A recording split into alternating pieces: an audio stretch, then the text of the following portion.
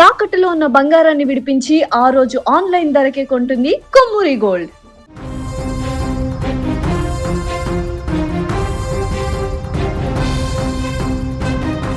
తమిళనాడు రాజకీయాల్లో మరోసారి వేడి రాజుకుంది. అధికారంలోకి వచ్చిన కొద్ది రోజులకే ముఖ్యమంత్రి విజయ్ తనదైన శైలిలో పాలన సాగిస్తూ ప్రజల్లో గుర్తింపు తెచ్చుకునే ప్రయత్నం చేస్తున్నారు. మరోవైపు అధికారాన్ని కోల్పోయిన డిఎంకే మళ్లీ ప్రజల్లోకి వెళ్లేందుకు వ్యూహాలు సిద్ధం చేస్తోంది. ఇలాంటి సమయంలో డిఎంకే అధ్యక్షుడు స్టాలిన్ చేసిన వ్యాఖ్యలు రాష్ట్ర రాజకీయాల్లో తీవ్ర చర్చకు దారితీశాయి. పార్టీ శ్రేణులు ఎప్పుడైనా ఎన్నికలకు సిద్ధంగా ఉండాలని స్టాలిన్ పిలుపునిచ్చినట్లు సమాచారం. దీంతో తమిళనాడులో మళ్లీ ఎన్నికలపై ఊహాగానాలు మొదలయ్యాయి. చెన్నై నగరంలో జరిగిన ఇతర పార్టీలకు చెందిన 5,000 మంది కార్యకర్తలు డిఎంకేలో చేరిన కార్యక్రమంలో స్టాలిన్ ఈ వ్యాఖ్యలు చేయడం సంచలనంగా మారింది. 3 నుంచి 6 నెలల కాలంలో విజయ్ ప్రభుత్వం కూలిపోతుందని, అందరూ మధ్యంతర ఎన్నికలకు సిద్ధంగా ఉండాలని పిలుపునిచ్చారు. దీంతో ఇప్పుడు తమిళనాడులో మళ్లీ ఎన్నికలు జరుగుతాయన్న అనుమానం అందరిలోనూ వ్యక్తమవుతోంది. ఇది కేవలం కార్యకర్తల్లో జోష్ నింపడానికి చేసిన వ్యాఖ్యలా, లేక విజయ్ ప్రభుత్వాన్ని నిజంగా కూల్చబోతున్నారా అనే కొత్త చర్చ ప్రారంభమైంది. దీనికి సంబంధించి మరింత సమాచారాన్ని మా బ్యూరో చీఫ్ విజయ్ అందిస్తారు. విజయ్, స్టాలిన్ చేసిన ఈ వ్యాఖ్యల్ని ఎలా చూడాలంటారు? రాబోయే కొన్ని నెలల్లో ప్రభుత్వం కూలిపోతుందన్న మాటలు వాస్తవ రూపంలో సాధ్యమవుతుందా?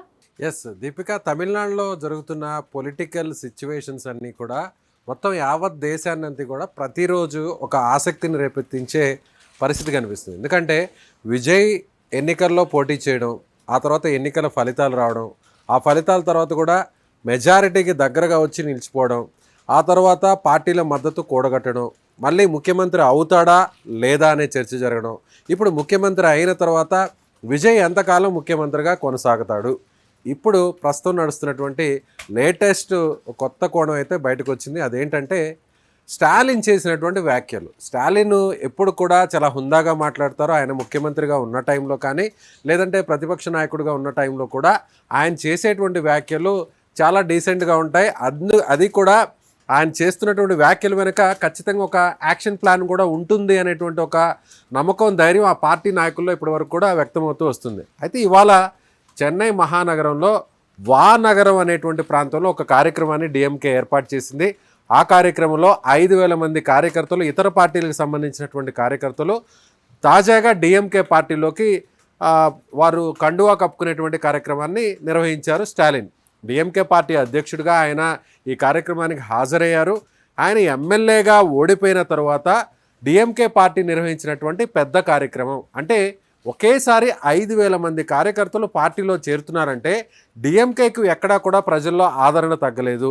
విజయ్ సినిమా మ్యానియాని చూసి, విజయ్ హీరోగా ఉన్నాడు వ్యక్తి కాబట్టి యువత అలాగే ప్రజలు కొంతమంది విజయ్ ఇచ్చినటువంటి ఆచరణ సాధ్యం కానీ హామీలను నమ్మి ప్రజలు ఓట్లేసారే తప్ప డిఎంకేకు ప్రజల్లో కానీ ముఖ్యంగా పార్టీ కార్యకర్తల్లో ఎక్కడా కూడా ఆదరణ తగ్గలేదు, కార్యకర్తల్లో ధైర్యం తగ్గలేదు అనేటువంటి చూపించే ప్రయత్నంలో భాగంగానే డిఎంకే ఈ కార్యక్రమాన్ని నిర్వహించినట్టుగా రాజకీయ పక్షాలు భావించినప్పటికీ స్టాలిన్ చేసినటువంటి కామెంట్స్ ఇప్పుడు అందరి దృష్టిని ఆకర్షిస్తున్నాయి. ఏమన్నారంటే, విజయ్ ప్రభుత్వం కూలిపోతుంది, 3 నుంచి 6 నెలల్లో గవర్నమెంట్ కూలిపోవడం ఖాయం, మళ్ళీ మధ్యంతర ఎన్నికలు రావడం తథ్యం, కాబట్టి పార్టీ కార్యకర్తలందరూ కూడా ధైర్యంగా ఉండండి. సో పార్టీ కార్యకర్తలు ఎప్పుడు ఎన్నికలు జరిగినా కూడా ఎన్నికల్ని సజావుగా నిర్వహించుకొని మళ్ళీ తిరిగిన పార్టీని అధికారంలోకి తీసుకురావడానికి సిద్ధంగా ఉండండి అంటూ స్టాలిన్ చేసినటువంటి వ్యాఖ్యలు ఇప్పుడు పెద్ద చర్చకు దారితీశాయి తమిళనాడు పాలిటిక్స్లో. ఓవైపు విజయ్ పార్టీ అధికారంలోకి రావడం, ఆ తర్వాత అధికారంలోకి వచ్చిన తర్వాత తమకు మద్దతు ఇచ్చేటువంటి వారి సంఖ్యను, పార్టీలకు సంబంధించినటువంటి బలాన్ని పెంచుకోవడం వైపు విజయ్ దాదాపు ఒక 10-15 రోజులు ఆయన దృష్టి సారించారు. ఇప్పుడు విజయ్ సీఎం అయిన తర్వాత దాదాపు 45 రోజులు సమయం అవుతుంది, 50 రోజులు దాటుతుంది.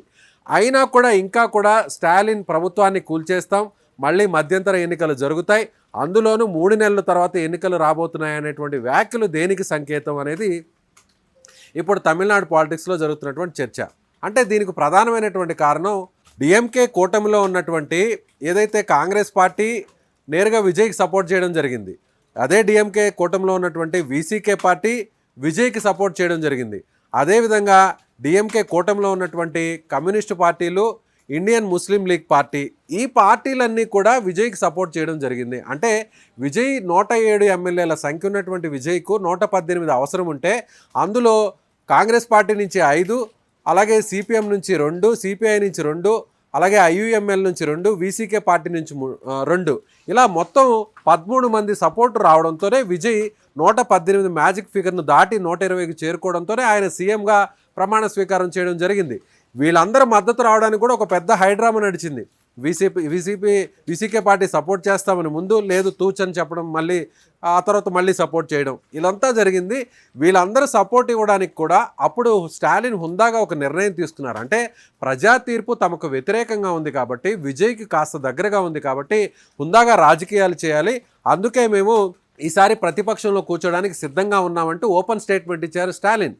సో అలాగే తమ కూటమిలో ఉన్నటువంటి పార్టీలు బయటకు వెళ్ళడానికి స్టాలిన్ కలిసి ముందు వీసీకే, కమ్యూనిస్ట్ పార్టీలు లాంటివి, ఐయుఎంఎల్ లాంటివి స్టాలిన్తో సంప్రదింపులు జరిపినప్పుడు ఓకే గో హెడ్, మాకు ఎలాంటి అభ్యంతరం లేదు, మీరు వెళ్ళి ప్రభుత్వంలో జాయిన్ అవ్వచ్చు, విజయ్కి సపోర్ట్ చేయొచ్చు అనేటువంటి విషయాన్ని ఆయన చెప్పడం జరిగింది.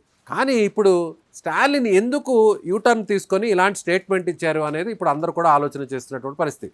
ఒకవేళ ఆయన కుమారుడు ఉదయనిధి స్టాలిన్ మొదటి నుంచి కూడా అసెంబ్లీలో విజయ్కి కౌంటర్గా మాట్లాడుతూ విజయ్కి పదే అసెంబ్లీలో కూడా ఆయన చెప్పడం జరిగింది, మీరు అధికారంలో ఉండడానికి పరోక్షంగానో ప్రత్యక్షంగానో ఒక రకంగా మేమే, ఎందుకంటే మాతో ఉన్నటువంటి పార్టీలు మా కూటమి నుంచి బయటకు రావడానికి మా పర్మిషన్ అడిగితే మేము ఓకే అని గ్రీన్ సిగ్నల్ ఇవ్వడం వల్లే ఇవాళ వాళ్ళు మీరు సపోర్ట్ చేయడంతోనే ఇప్పుడు మీరు అధికారంలో ఉన్నారు, ఇప్పుడు అసెంబ్లీలో ఉండి ఆ ముఖ్యమంత్రి స్థానంలో ఉండి మాట్లాడుతున్నారంటూ పలు సందర్భాల్లో ఉదయనిధి స్టాలిన్ ప్రతిపక్ష నేతగా చెప్పడం జరిగింది.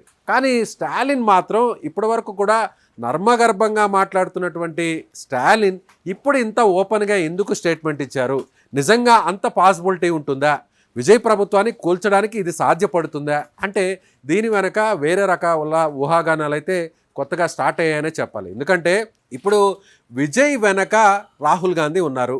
సో డిఎంకేకు చెప్పకుండానే, డిఎంకేతో సంప్రదింపులు జరపకుండానే దాదాపు ఒక 2 దశాబ్దాల పాటు ప్రయాణించినటువంటి కాంగ్రెస్ పార్టీ డిఎంకేతో కలిసి కటీఫ్ చెప్పి నేరుగా విజయ్ వైపు ఫస్ట్ రావడం జరిగింది 5 మంది ఎమ్మెల్యేల మద్దతుతో. సో పైన ఉన్నటువంటి బీజేపీ ఏం చేస్తుంది? ఖచ్చితంగా అన్నాడీఎంకే సపోర్ట్తో ఉన్నటువంటి బీజేపీ అన్నాడీఎంకేను పెంచి పోషిస్తే అక్కడ తమకు ఏమాత్రమైన అవకాశం వస్తుంది, భవిష్యత్తులో బీజేపీకి అక్కడ చక్రం తిప్పడానికి ఛాన్స్ ఉంటుందని భావించింది. కానీ ఇప్పుడు డిఎంకే, కాంగ్రెస్ 2 కూడా విడిపోయాయి కాబట్టి ఇప్పుడు స్టాలిన్ వైపు చూసేటువంటి ప్రయత్నం బీజేపీ చేస్తున్నటువంటి పరిస్థితి. ఆల్రెడీ ఇప్పటికే రజనీకాంత్ ద్వారా స్టాలిన్తో సంప్రదింపులు బీజేపీ జరిపింది.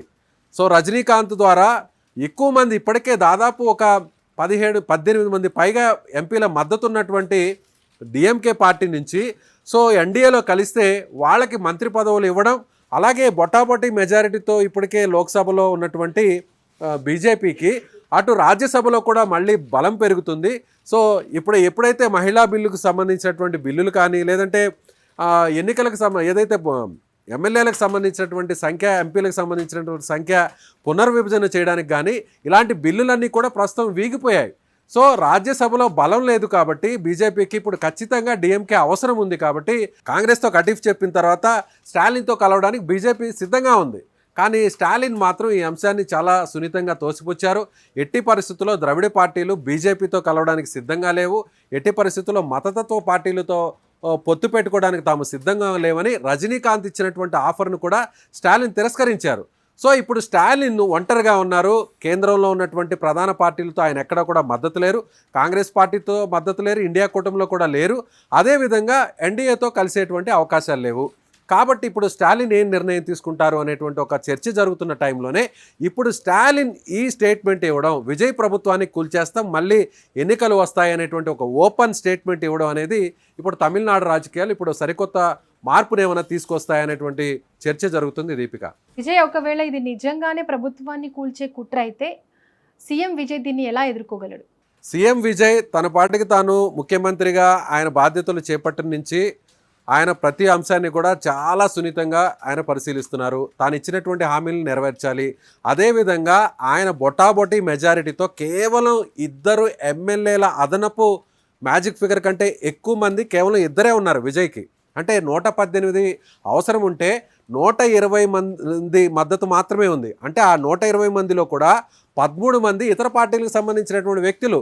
విజయ్ని విమర్శించడానికి ఉదయనిధి స్టాలిన్ను పదే అసెంబ్లీలో కౌంటర్ ఇవ్వడానికి ఒకే ఒక మార్గాన్ని ఎంచుకుంటున్నాడు. అదేంటంటే మీది ఎప్పుడైనా కూలిపోయేటువంటి ప్రభుత్వం, మీ కుర్చీ కింద ఉన్నటువంటి 4 కాళ్ళు 4 పార్టీలు సపోర్ట్ చేస్తేనే మీరు ఆ కుర్చీలో కూర్చోన్నారు. ఆ పార్టీలు కూడా మేము ఓకే మీరు వెళ్ళండి సపోర్ట్ చేయండి విజయ్కి అని చెప్తేనే మా కూటమిలో ఉన్న పార్టీలు కాబట్టే మీరు ఇప్పుడు ఉన్నారు. ఏ రోజైనా మీ ప్రభుత్వం కూలిపోవడం గ్యారంటీ. అది ఈ రోజా రేపా అనేది చెప్పలేము. కాబట్టి మీరు మాట్లాడే ముందు కాస్త ఆలోచించి మాట్లాడడం మంచిది అంటూ కూడా ఉదయనిధి స్టాలిన్ లాంటి వ్యక్తులే విజయ్ని విమర్శిస్తున్నప్పుడు ఇప్పుడు విజయ్ ఆ దిశగా కూడా తన ప్రభుత్వాన్ని కాపాడుకోవడానికి నిలబెట్టుకోవడానికి సుస్థిర ప్రభుత్వాన్ని అందించడానికి విజయ్ అన్ని రకాల వ్యూహరచనలు చేస్తున్నారని చెప్పాలి. అందులో భాగంగానే 120 మంది సపోర్ట్ ఉన్నటువంటి టైంలోనే తాను విశ్వాసాన్ని అంటే విశ్వాస తీర్మానాన్ని అంటే పెట్టినప్పుడు ఫ్లోర్ టెస్ట్ని అక్కడ అసెంబ్లీలో నిర్వహించిన తర్వాత ముఖ్యమంత్రి అయిన 5వ రోజు తర్వాత అక్కడ ఫ్లోర్ టెస్ట్ జరిగినటువంటి టైంలో ఈ 120 మందితో పాటు అన్నాడీఎంకే పార్టీకి సంబంధించినటువంటి దాదాపు 25 మంది ఎమ్మెల్యేలు విజయ్కి సపోర్ట్గా చేతులెత్తారు. అంటే అడిషనల్గా 25 మంది విజయ్ ప్రభుత్వంలో కలవడానికి సిద్ధంగా లేనప్పటికీ విజయ్ ప్రభుత్వానికి మద్దతు ఇస్తున్నట్టు బయట నుంచిగా ఇచ్చారు. అంటే అందులో 5 మంది ఆల్రెడీ రాజీనామా చేశారు. ఆ రాజీనామాను కూడా స్పీకర్ ఆమోదించడం జరిగింది. సో ఈ 5 మంది తగ్గిన తర్వాత ఇప్పుడు మెజారిటీ 117 నుంచి 112కి పడిపోతుంది. కాబట్టి ఈ అన్నాడీఎంకేలో ఉన్నటువంటి విజయ్కి సపోర్ట్ చేస్తున్న ఎమ్మెల్యేలు చివరి వరకు కూడా విజయ్ వైపు నిలిచే అవకాశం ఉందా? సో ఇప్పటికే ఇద్దరు అన్నాడీఎంకే పార్టీకి సంబంధించినటువంటి 2 మాజీ మంత్రులు సీనియర్ నాయకులు విజయ్తో చేతులు కలపడం జరిగింది, విజయ్కి సపోర్ట్ చేయడం జరిగింది, విజయ్ పార్టీలో జాయిన్ అవ్వడం జరిగింది. కానీ విజయ్ మ్యాజిక్ ఫిగర్ను దాటి అంటే కాంగ్రెస్ బయటికి వెళ్ళినా, సిపిఎం సిపిఐ బయటికి వెళ్ళినా, లేదంటే వీసీకే పార్టీ ఐయుఎంఎల్ బయటికి వెళ్ళినా అన్నాడీఎంకేతో ఆ భర్తీని పూర్తి చేయడానికి విజయ్ సిద్ధంగా ఉన్నాడు. అందుకు తగ్గ పక్కా బ్యాకప్ ప్లాన్ సిద్ధం చేసుకోన్నాడు. కానీ ఒక్కసారి బీజేపీ ఎంటర్ అయితే, మోడీ షాలు రంగంలోకి దిగితే అప్పుడు విజయ్ను ప్రభుత్వాన్ని కూల్చడానికి అవకాశాలు పాసిబిలిటీలు కొంతవరకు ఉంటుంది.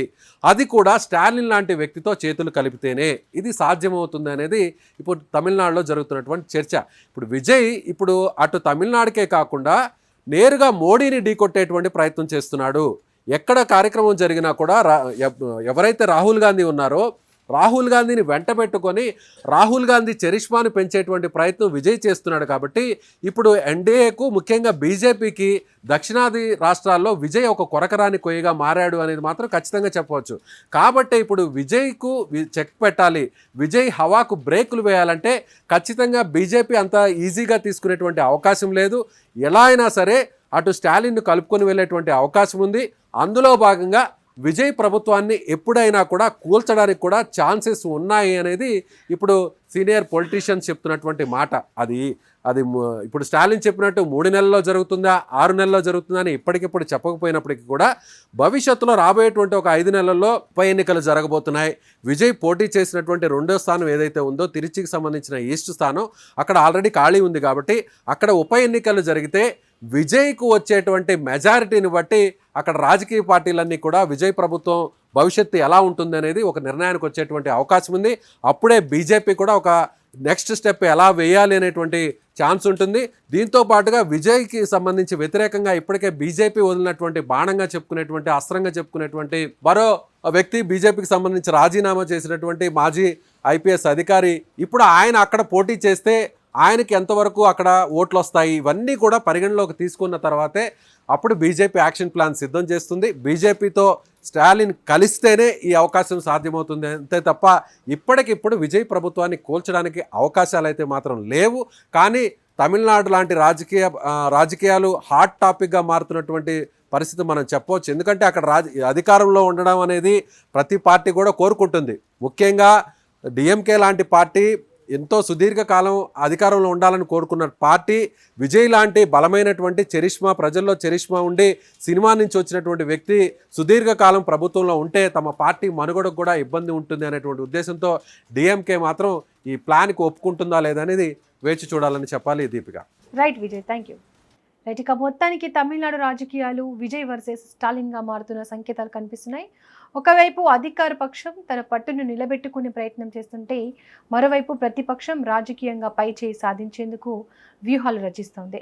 అయితే మధ్యంతర ఎన్నికలపై వస్తున్న వ్యాఖ్యలు కేవలం రాజకీయ విమర్శల లేక భవిష్యత్ రాజకీయ పరిణామాలకు సంకేతమా అనేది రానున్న రోజుల్లో స్పష్టతకు వచ్చే అవకాశం ఉంది.